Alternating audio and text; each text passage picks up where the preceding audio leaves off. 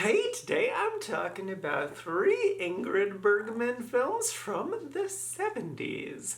And the names of those 3 movies are The Hideaways, A Walk in the Springtime, and A Matter of Time.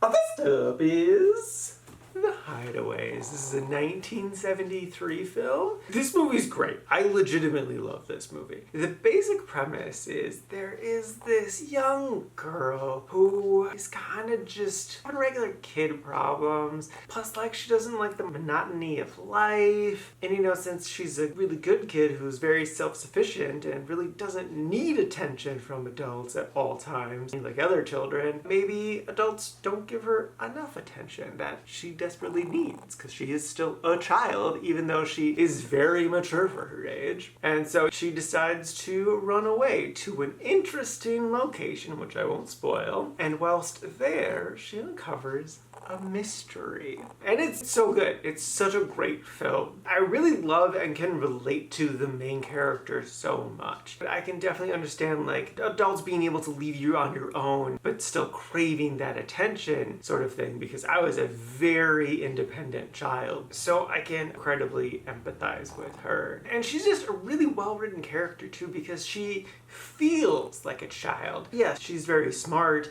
and mature, but she also does childish things. She does dumb, silly things with her brother. She for sure feels like the oldest sibling, because she's constantly doing, not necessarily like mothering the other kids, but like trying to teach them stuff, because she just knows things and she wants to help correct them when they like use poor grammar or mispronounce a word or stuff like that. And she's not like calling them stupid because of it. She just wants them to know what's the right way to do the thing. And like a really in particular thing that really grabbed me about her is that she knows her limitations. Because yes, she has this very specific plan in place and she knows her weak points. And one of those would be money. She doesn't really have money. She doesn't really have a great concept of when to properly save the money and when to spend the money type of thing. And she knows that her brother is good with that stuff because he has money, he's saved up money, and he's smart about it. Like when it's worth it to just walk and when you need to pay for transportation instead. So she delegates. She understands her limitations. And that's such a great characteristic to have this smart child have, because it really shows maturity beyond their age, but it's also still a realistic thing that a child would do and could recognize within others, seeing strengths in others. So yeah, no, I crazy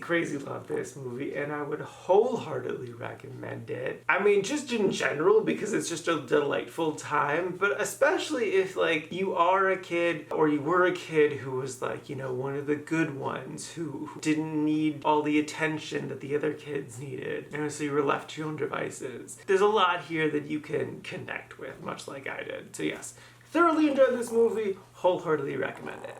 Next up is A Walk in the Springtime. This movie's whatever. The basic premise is Ingrid's husband is going off to a cabin in the middle of nowhere to write his textbook, and she comes along, but wouldn't you know it, the groundskeeper type person is really into her, and she's into him too, even though he's also married. And that's really it. There's not a lot to this movie. I feel like they started with an idea, but then didn't really have anything else to go with it. Like, I get it's the 70s and stories about people cheating in relationships, I have to imagine, aren't as common as they are in today's climate, but I still feel like it's just kind of like generic cake with no flavoring added into it yet. Because like, it's not really even super clear like why she's into him. Like, is she having marital problems? I don't know. She seems fine in her marriage. Is he not giving her enough attention? He's writing his big textbook thing, but like she's kind of taken with the guy right away, so like they do sort of give reasons for him being into her. I don't think they're like the strongest. There is a story with his son that's pretty interesting, and I think expanding upon that would have been cool. I think this is based off a book, so I imagine this is just like kind of the bare bones version of the book, and I bet the book just has all that more juicy detail that I want. But yeah, as is, I'm not really into this. It's just such a whatever of a film. So yeah, I didn't really care for it. I don't recommend it. And lastly, it's A Matter of Time. This is a 1976 film that I just did not understand whatsoever. Like, Liza Minnelli goes to Italy to get rich by working as a maid in a hotel and ends up befriending this poor old woman who used to be rich, and then Liza gets rich somehow. But maybe there's also like some stuff of like Liza is the old lady. I don't know.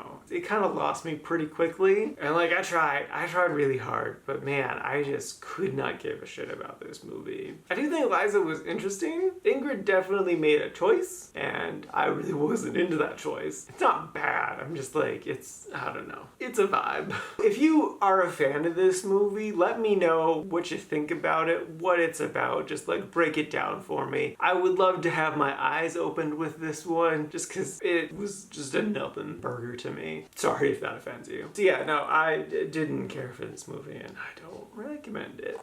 Alrighty, now for today's rankings, first up we got from the Mixed Up Files of Mrs. Basil E. Frankweiler, sitting at number 38 in the Really Like section. And then after that is A Walk in the Springtime, sitting at number 173 in the Meh category. And then bringing up the rear, rightfully so, is A Matter of Time, sitting at number 189 in the Didn't Like category. And this is a total of 198 old movies so far this year.